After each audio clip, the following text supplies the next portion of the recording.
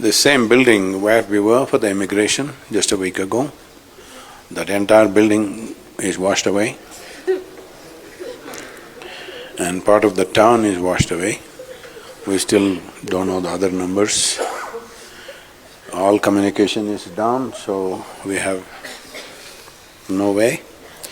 Within the hour, we informed all the embassies of these countries, both in India and Nepal, and we've been active in this, but there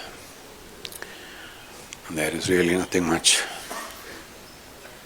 At 9:05, we received a message from the group leader, who is Isha Praveen, who's been with us.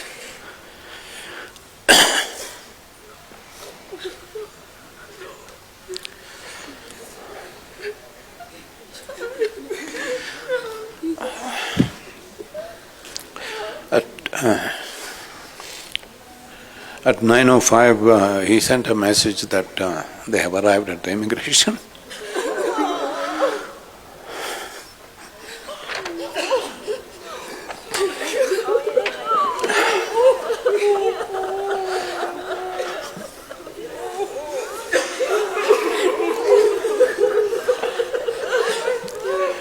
So after that, this happened at 9:14. And Praveen, who was leading the team, who's been with us for more than 2 decades, is a full-time Ishanga with us.